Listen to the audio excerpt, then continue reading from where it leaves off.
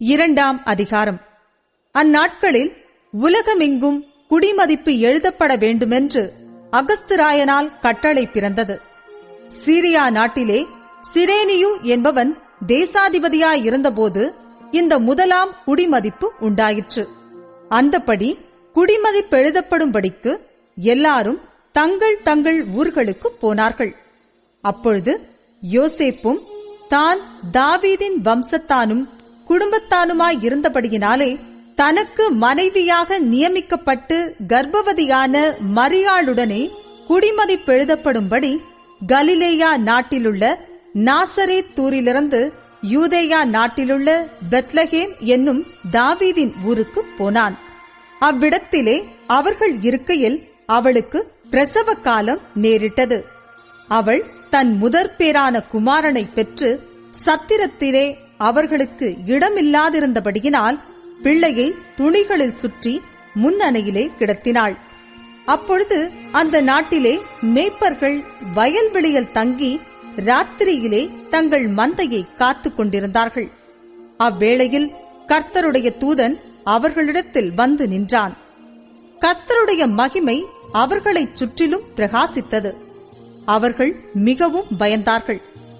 தேவதூதன் அவர்களை நோக்கி, பயப்படாதிருங்கள், இதோ எல்லா ஜனத்துக்கும் மிகுந்த சந்தோஷத்தை உண்டாக்கும் நற்செய்தியை உங்களுக்கு அறிவிக்கிறேன். இன்று கர்த்தராகிய கிறிஸ்து என்னும் இரட்சகர் உங்களுக்கு தாவீதின் ஊரிலே பிறந்திருக்கிறார். பிள்ளையை துணிகளில் சுற்றி முன்னணையிலே கிடத்தியிருக்க காண்பீர்கள். இதுவே உங்களுக்கு அடையாளம் என்றான். அந்த க்ஷணமே பரமசேனையின் திரள் அந்த தூதனுடனே தோன்றி, உன்னதத்திலிருக்கிற தேவனுக்கு மகிமையும் பூமியிலே சமாதானமும் மனுஷர் மேல் பிரியமும் உண்டாவதாக என்று சொல்லி தேவனை துதித்தார்கள். தேவதூதர்கள் அவர்களை விட்டு பரலோகத்துக்கு போன பின்பு மேய்ப்பர்கள் ஒருவரையொருவர் நோக்கி, நாம் பெத்லகேம் ஊருக்குப் போய் நடந்ததாக கர்த்தரால் நமக்கு அறிவிக்கப்பட்ட இந்த காரியத்தை பார்ப்போம் வாருங்கள் என்று சொல்லி தீவிரமாய் வந்து மரியாளையும் யோசேப்பையும் முன்னணையிலே கிடத்தியிருக்கிற பிள்ளையையும் கண்டார்கள். கண்டு அந்த பிள்ளையை குறித்து தங்களுக்கு சொல்லப்பட்ட சங்கதியை பிரசித்தம் பண்ணினார்கள். மேய்ப்பராலே தங்களுக்கு சொல்லப்பட்டதை கேட்ட யாவரும் அவைகளை குறித்து ஆச்சரியப்பட்டார்கள். மரியாளோ அந்த சங்கதிகளை எல்லாம் தன் இருதயத்திலே வைத்து சிந்தனை பண்ணினாள். மேய்ப்பர்களும் தங்களுக்கு சொல்லப்பட்டதின்படியே கேட்டு கண்ட எல்லாவற்றிற்காகவும் தேவனை மகிமைப்படுத்தி துதித்துக் கொண்டு திரும்பி போனார்கள். பிள்ளைக்கு விருத்த சேதனம் பண்ண வேண்டிய 8ஆம் நாளிலே, அது கர்ப்பத்திலே உற்பவிக்கிறதற்கு முன்னே தேவதூதனால் சொல்லப்பட்டபடியே அதற்கு இயேசு என்று பெயரிட்டார்கள். மோசேயின் நியாய பிரமாணத்தின்படியே அவர்களுடைய சுத்திகரிப்பின் நாட்கள் நிறைவேறின போது முதற்பேரான எந்த ஆண் பிள்ளையும் கர்த்தருக்கு பரிசுத்தமானதென்னப்படும் என்று கர்த்தருடைய நியாய பிரமாணத்தில் எழுதியிருக்கிறபடி அவரை கர்த்தருக்கென்று ஒப்புக்கொடுக்கவும், கர்த்தருடைய நியாய பிரமாணத்தில் சொல்லியிருக்கிறபடி ஒரு ஜோடு காட்டுப்புறாவையாவது 2 புறா குஞ்சுகளையாவது பலியாக செலுத்தவும் அவரை எருசலேமுக்கு கொண்டு போனார்கள். அப்பொழுது சிமியோன் என்னும் பேர் கொண்ட ஒரு மனுஷன் எருசலேமில் இருந்தான். அவன் நீதியும் தேவ பக்தியும் உள்ளவனாயும் இஸ்ரவேலின் ஆறுதல் வர காத்திருக்கிறவனாயும் இருந்தான். அவன் மேல் பரிசுத்த ஆவி இருந்தார். கர்த்தருடைய கிறிஸ்துவை நீ காணும் முன்னே மரணமடைய மாட்டாய் என்று பரிசுத்த ஆவியினாலே அவனுக்கு அறிவிக்கப்பட்டுமிருந்தது. அவன் ஆவியின் ஏவுதலினால் தேவாலயத்திலே வந்திருந்தான். இயேசு என்னும் பிள்ளைக்காக நியாய பிரமாண முறைமையின்படி செய்வதற்கு தாய் தகப்பன்மார் அவரை உள்ளே கொண்டு வருகையில் அவன் அவரை தன் கைகளில் ஏந்திக் கொண்டு தேவனை ஸ்தோத்திரித்து, ஆண்டவரே, உமது வார்த்தையின்படி உமது அடியேனை இப்பொழுது சமாதானத்தோடே போக விடுகிறீர். புறஜாதிகளுக்கு பிரகாசிக்கிற ஒளியாகவும் உம்முடைய ஜனமாகிய இஸ்ரவேலுக்கு மகிமையாகவும் தேவரீர் சகல ஜனங்களுக்கும் முன்பாக ஆயத்தம் பண்ணின உம்முடைய இரட்சணியத்தை என் கண்கள் கண்டது என்றான். அவரை குறித்து சொல்லப்பட்டவைகளுக்காக யோசேப்பும் அவருடைய தாயாரும் ஆச்சரியப்பட்டார்கள்.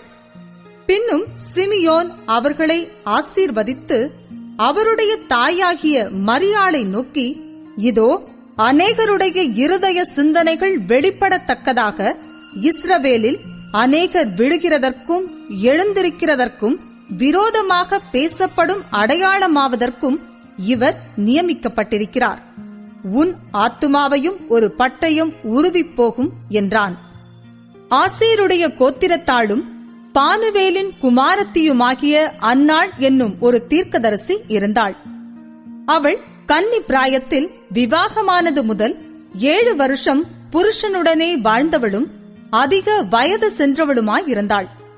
ஏறக்குறைய 84 வயதுள்ள அந்த விதவை தேவாலயத்தை விட்டு நீங்காமல் இரவும் பகலும் உபவாசித்து ஜெபம் பண்ணி ஆராதனை செய்து கொண்டிருந்தாள்.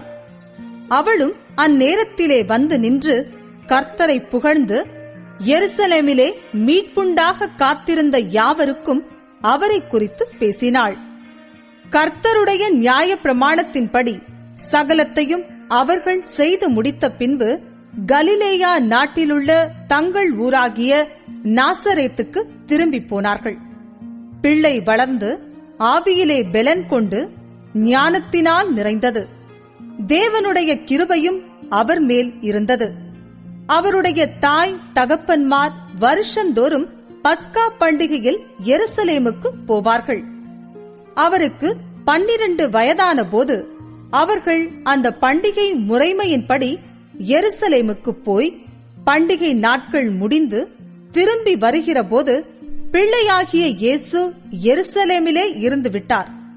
இது அவருடைய தாயாருக்கும் யோசேப்புக்கும் தெரியாதிருந்தது. அவர் பிரயாணக்காரரின் கூட்டத்திலே இருப்பாரென்று அவர்கள் நினைத்து ஒரு நாள் பிரயாணம் வந்து உறவின் முறையாரிடத்திலும் அறிமுகமானவர்களிடத்திலும் அவரை தேடினார்கள். காணாததினாலே அவரை தேடிக்கொண்டே எருசலேமுக்கு திரும்பி போனார்கள். 3 நாளைக்கு பின்பு அவர் தேவாலயத்தில் போதகர் நடுவில் உட்கார்ந்திருக்கவும் அவர்கள் பேசுகிறதை கேட்கவும் அவர்களை வினாவவும் கண்டார்கள். அவர் பேச கேட்ட யாவரும் அவருடைய புத்தியையும் அவர் சொன்ன மாறுதரங்களையும் குறித்து பிரமித்தார்கள். தாய் தகப்பன்மாரும் அவரை கண்டு ஆச்சரியப்பட்டார்கள். அப்பொழுது அவருடைய தாயார் அவரை நோக்கி, மகனே, ஏன் எங்களுக்கு இப்படிச் செய்தாய்? இதோ உன் தகப்பனும் நானும் விசாரத்தோடே உன்னை தேடினோமே என்றாள். அதற்கு அவர், நீங்கள் ஏன் என்னை தேடினீர்கள்? என் பிதாவுக்கடுத்தவைகளில் நான் இருக்க வேண்டியதென்று அறியீர்களா என்றார். தங்களுக்கு அவர் சொன்ன வார்த்தையை அவர்கள் உணர்ந்து கொள்ளவில்லை.